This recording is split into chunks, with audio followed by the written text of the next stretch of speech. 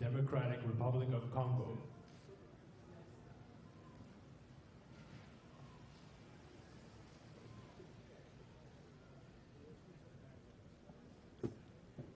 His Excellency Joseph Kabila Kabange, President of the Democratic Republic of the Congo.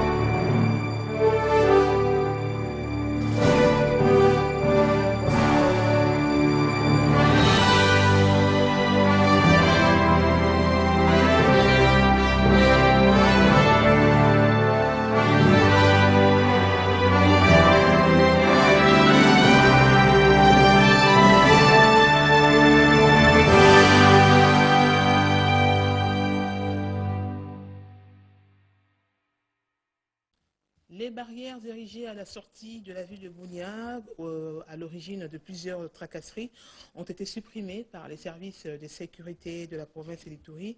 Une décision prise par le commissaire spécial de la province qui a répondu aux recommandations des députés provinciaux de l'Ituri. Joachim Pichua nous fait le point. Ça n'arrive pas souvent ce genre de félicitations à l'Ituri. Les députés nationaux dans leur caucus des parlementaires ont toujours décrié la présence des barrières illicitement érigées à la sortie de la ville de Bunia.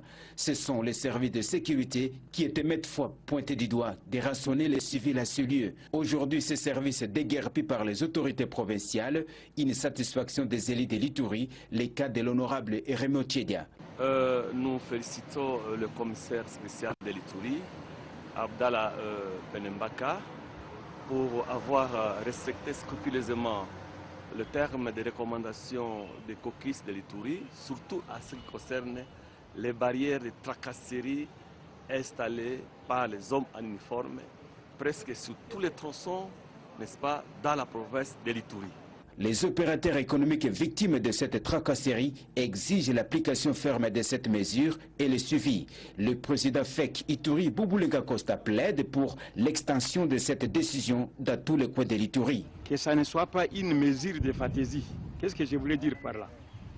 Le souhait de la FEC était, après avoir remercié et félicité ses autorités, pour pouvoir accepter et comprendre le message des opérateurs économiques de l'Ituri, que cette mesure soit respectée. Rappelons, les services interdits à des barrières à la sortie de la ville sont notamment l'ANR, la police des frontières, le service des renseignements militaires ainsi que la DGDA. Revenons à Kinshasa, où les marchés pirates refont surface dans plusieurs coins de la ville, ce malgré la mesure de l'autorité provinciale interdisant la vente sur les artères principales. Cette prolifération des marchés pirates empêche même les usagers de la route de bien circuler sur la chaussée et constitue aussi un danger permanent pour la population quinoise. Un constat de José Kalumba, Sandrine Pemba et Steve Kongolo.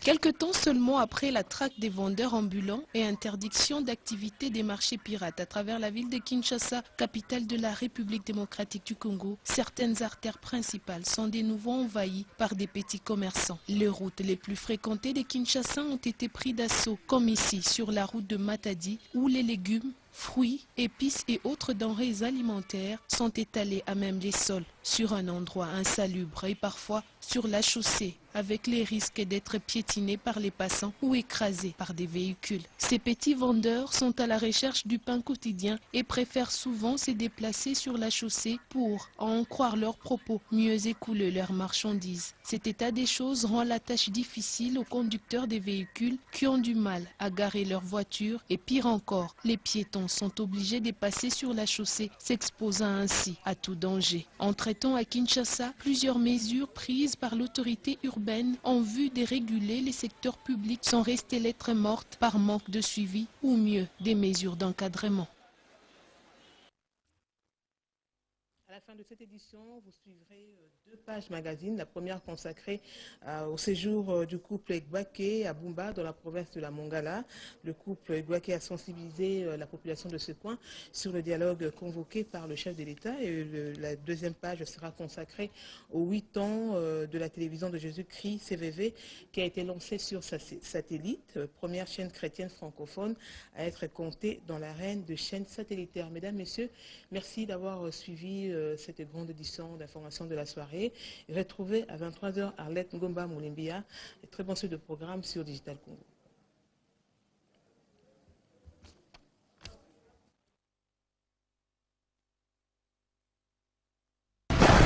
La foi défiante vous présente une journée de délivrance, de miracles et de prodiges. Date samedi le 19 mars 2016, de 18h à 22h. Thème, le Saint-Esprit et son fait. Orateur, révérend Flamme A. Nunes. Quand l'argent vient, cet argent si ne faut pas profiter de cet argent, le Saint-Esprit te donne un rendez-vous, le jour de ta délivrance, un jour de changement. Venez avec tes difficultés, tes maladies, tes problèmes. Le Saint-Esprit descendra puissamment avec son feu dans ta vie. Tu seras saisi, ta maladie sera brûlée par le feu du Saint-Esprit. Les hôtels maléfiques de ta famille seront brûlés. Les présidents de la famille ne résisteront plus dans ta vie. Le feu du Saint-Esprit descendra pour impacter et reprogrammer ta vie. Là où il y a l'Esprit de Dieu, il y a la joie. Ne manquez pas, car il y aura la bonne musique et beaucoup de surprises. Dieu te bénit. Lieu, Liberty Church Hall, London, N8OQX.